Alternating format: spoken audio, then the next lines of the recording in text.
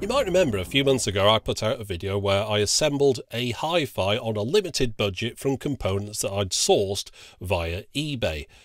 Now, as a whole, people tended to go along with what I bought and said it wasn't a bad choice given the limited budget. Now, if you exclude the audio files from this, of course, who hate everything I do, but the one thing that a lot of people just didn't quite agree with was the Cassiva, not just because of its annoying name, but they were saying, well, why did I want a cassette deck in this day and age? Well, as with all these things, it's each to their own. I mean, I do have cassettes that I would have wanted to play if this had been my proper hi-fi. I really just put it together as an exercise, though. But if you didn't have cassettes, it still makes sense buying something for this price, because if you just ignore the cassette deck, you've still got a radio tuner and an amplifier with a built-in phono preamp.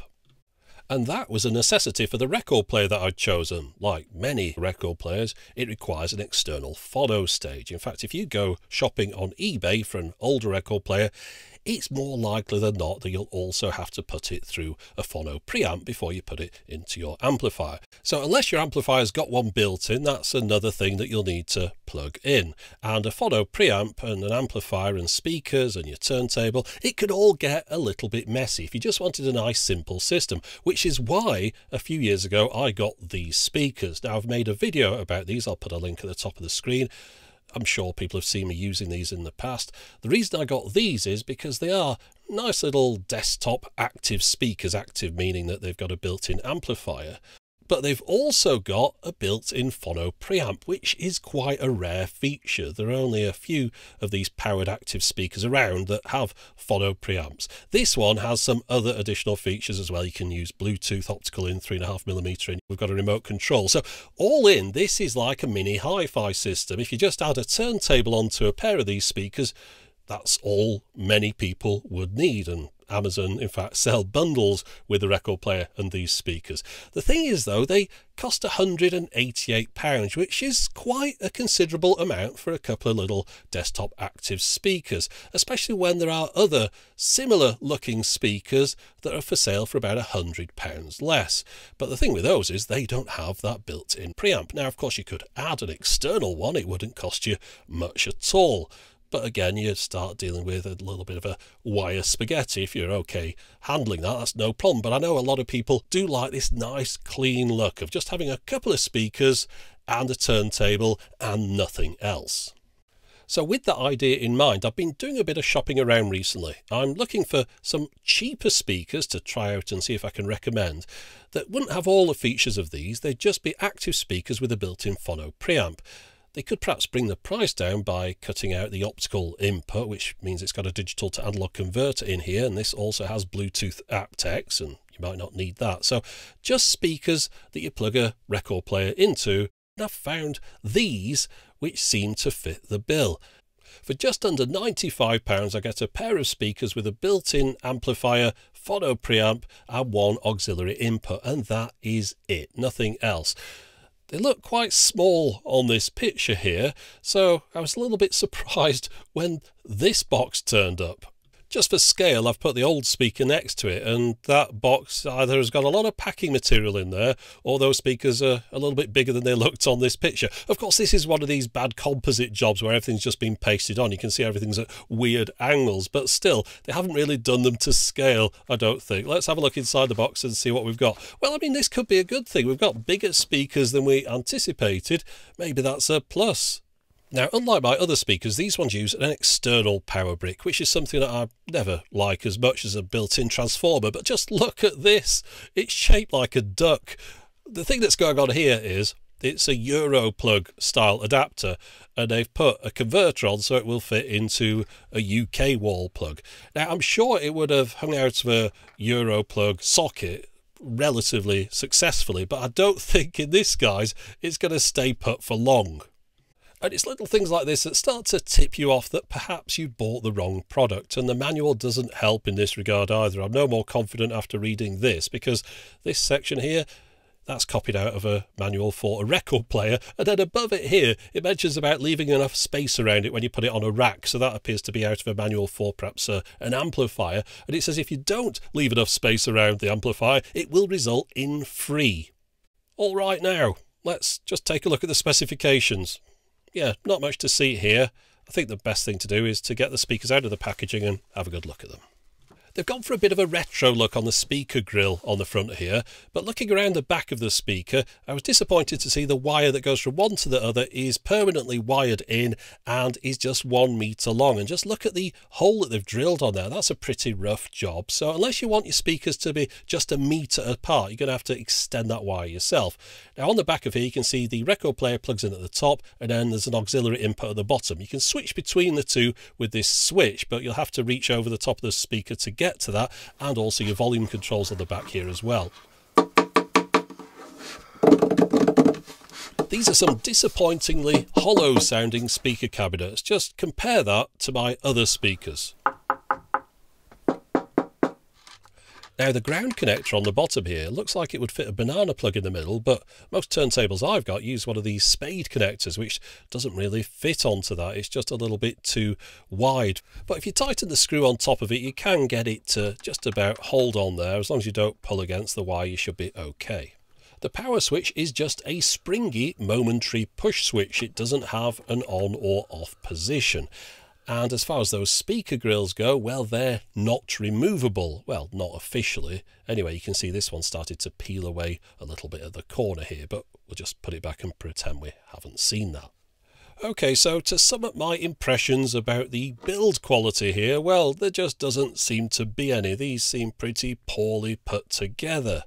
But you never know, they might surprise me with the sound quality. After all, I have still paid about £100 for these, so there's got to be something here, hasn't there? Surely? Anyway, we'll look at that later on. First of all, I've got to move these out of the way to show you what I'm going to plug them into. Just going back to that earlier video, you may remember that I bought this Pioneer PL200X, but I wished I'd been able to get one of these linear tracking turntables because it was designed to fit on top of the Cassiva that I'd bought. Well, that's exactly what I've gone and got now. This is a Technics SL6. And in my opinion, this is a really nice little record player. It dates from around about 1983 or 84. Fully featured, it's got direct drive, it's fully automatic, you can even access individual tracks on here. I'll show you how all that works in a moment. But the thing that's particularly impressive about this record player is that it only takes up the same amount of space on a cabinet as an album cover would do. And the way it achieves this impressive feat is by being a linear tracking turntable. This means the arm doesn't have to be off to one side. Instead, it's held inside the lid. And therefore, the footprint that the base takes up is barely any larger than the 12-inch turntable platter. And there are just so many thoughtful touches on this turntable. You can't help but appreciate the way it's been put together. It does have a plastic outer cover, but there's a lot of weight, so there'll be quite a bit of metal inside there. Notice the power lead on the back here can be removed, which is good. On a lot of turntables, that's permanently attached. And also, the connectors for the phono output can be unplugged as well. Next to there, you'll see a third hole. That one's for the earth connector or the ground connector. That just plugs in separately. And notice how all those plugs and sockets are recessed underneath the machine, which means you can push the back of this up against something. You don't have to leave the traditional clearance for all those plugs that would normally stick out the back. Also, we've got one additional socket here, which is for synchronizing recordings from the record player to a suitably connected Technics cassette deck or hi-fi system. So what did I pay for this little record player? Well, considering it's in excellent condition, I think I got quite a good buy. It was £106, including delivery. But looking back at previous eBay auctions, it seems like they tend to sell for around about that price here in the UK. Of course, there's always a few people asking a little bit more, hoping that someone will pay it. And then there's those people that like to chance their arm a little bit. I wouldn't suggest paying that amount for one of these. But of course, as always with eBay, it's a bit of a gamble as to what's going to turn up. This one said it was in great condition and working perfectly, and it's right, it is in great condition, but I did notice the stylus on here was bent. I would have bought a new one anyway, but this made me buy a new one before even trying it out. The sticker on the back tells me what style I can put on this particular cartridge. There's a CS, which is a conical tip, and an ES, which is an elliptical. I decided to pay just a few pounds more for the elliptical one, and a few days later the conical one turned up, but it doesn't matter, it'll do for the moment. Now it's very easy to replace the stylus on this, but you'll need to get the arm out from the edge here so you can grab onto it properly. So to do that, you switch it on, you move the arm out by pressing the start button. When it gets to somewhere in the middle, just turn the power off, and that will leave the arm in a position where you can access it a little bit easier. But first, while I've got the lid open, I'll show you a couple more things in here that can be adjusted. On the left here, this adjusts the cue down position. That's where the stylus comes to rest on the record automatically. In case it's just landing a little bit late or early, you can alter it there. And then at the bottom right here, that's the tracking force adjustment. The minimum tracking is 1 gram, the maximum is 1.5. So this turntable is very delicate on your records. Now, if you're the kind of person that goes mad over specifications, perhaps this isn't the turntable for you. I mean, this is just a normal consumer model, but looking at the specs here, I don't see anything of any concern whatsoever, like wow and flutter 0.035%. One thing I will say about this particular model though, the SL6, it only seems to have been on the market for perhaps 1 or 2 years, and then it was replaced with the SL6. The Q stands for quartz lock. Quartz lock will regulate the speed more accurately. I noticed one of those models was for sale on eBay while I was putting this video together, so I kept one eye on it just to see what it went for in the end, and again it went for a very reasonable price. But we'll get back to the one I have got here and replacing that stylus. It's an easy matter of just unplugging it from the end of the tone arm and then putting the new one back in its place. Just takes a few seconds. Let's just have a look at that old one. We can see it really was bent and twisted around. I'm sure that wouldn't have done any favours to any of my records. So now we have got a decent stylus on here. Turning it on moves the arm back into position. And I've plugged it into my new speakers, and in a second we'll play this record that I don't believe will encounter any auto content matches. Just before I do that, let me go off on a tangent about auto content matches. I've received a new copyright content claim on one of my older videos from 2016 of this turntable, and look who's claiming for it. Everyone, by the looks of it. There's one name there that I recognise though, Ray Parker Jr. So I know what track that will be, and of course it's Ghostbusters. So let's have a look at the video and see how long I played Ghostbusters for. So that was it. It went by in the blink of an eye. Well, in reality, it was 3 seconds. The thing is, I haven't got auto content match for 3 seconds here. This has been manually found, and I think it's down to my own stupidity. Well, helpfulness really, but I'll call it stupidity now, because often people ask me about particular tracks that were played in videos. What was the track at a certain time stamp in the video? So I thought, to help people out, in the video description text box, I'll put a nice list of all the individual discs that I played so that people could easily identify them. Well, the irony is that the people who identified them were the people looking for content to claim against. So I've sort of done myself in there. And to add irony on top of irony, the people that I do want to look in the video description text box often don't know it's there. For example, every video someone will say, how come there are comments on this video from a couple of days ago and yet it's gone live today? And the answer is because patrons usually have early access to videos, and that answer is in the video description text box, alongside what's the outro music, that's there as well, and what's that sound effect right at the end of the videos. And finally, to finish off this irony layer cake with a nice layer of irony icing on the top, shouldn't it be Huey Lewis that's asking for money from that video? But just before we go back to the topic in hand, the reason I'm mentioning this is because in future I won't be able to tell you the titles of any tracks that I'm playing, and I also probably won't be able to play them for more than a couple of seconds. It's just how it is, and there's not much I can do about it. I made a mistake or two, but I'm still in love with you.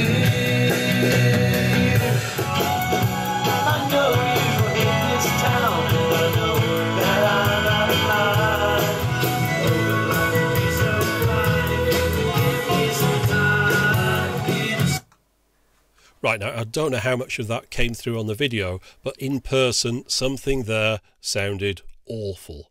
I know it's not the record, I've played it before, so it's between the record player and those speakers. I think the best thing I can do is try the record player with my old speakers and see if it sounds any better.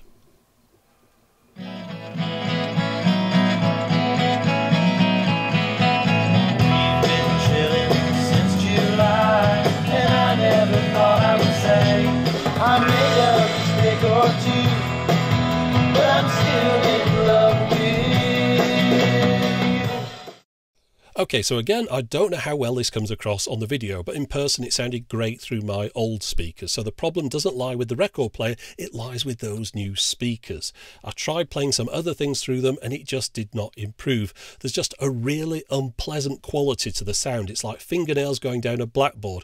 A kind of metallic, thin, echoey, grating sound that you really just want to stop. It's just awful. There was nothing else I could do other than just putting them back in the packaging and filing a return claim. Hopefully that will work out. If it doesn't, I was going to drop them off at a charity shop, and then I thought, well, that's not really charity, is it? Leaving someone with some terrible speakers. So I think it's best we just leave those speakers behind with the indignity of a circle wipe and go back to what I think should really be the star of this video, the Technics SL6.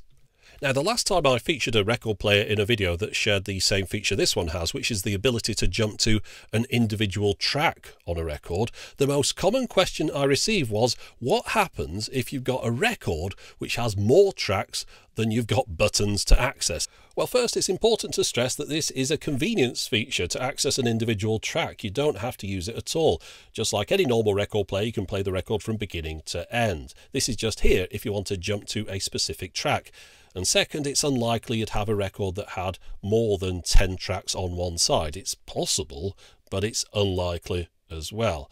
But if you did happen to have a record like that, well, you've got a couple of choices. You could press number 10 and then play the record through from there to the end. So if you wanted to play track 13 on your particularly strange record, then you could do it by just getting to the closest track and playing from then onwards, or you could just lift the arm up by pressing the button, moving it across the record and dropping it on to track 13. So yes, all these options are open to you. You're not going to miss out on anything by having this additional feature on a turntable. One helpful feature on this turntable though, when you want to access a particular track manually by moving the stylus back and forth, it starts off slow and then accelerates as you hold down the button for a longer period of time, which means you can jump across the record quite quickly, but you can also carefully put your stylus down in exactly the right position. Very thoughtful.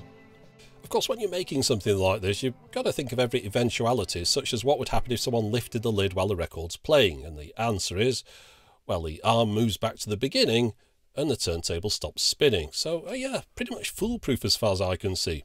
To further illustrate how this turntable stops you from doing anything silly, I've got a record here which has 7 tracks on each side. So let's say I want to play track number 6. So I've selected that, but let's also pick track 8, 9 and 10. Remember, there's only 7 tracks on each side. Now when you program the turntable like this, the first thing it does before playing is scan the record with the arm from the outside to the inside, and when it gets to the inside and it sees that there are only 7 tracks, it takes 8, 9 and 10 off my list.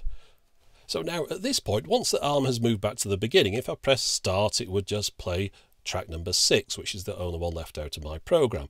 Let's just add an additional track in here, number 4, Yellow River. So if I press that one as well, what it does now, it doesn't need to scan the record again. It remembers how many tracks there are, and it will also play the tracks in the order in which I've selected them. So it's going to play track number 6, followed by track number 4. And of course, after that, it would move the arm back to the beginning and stop.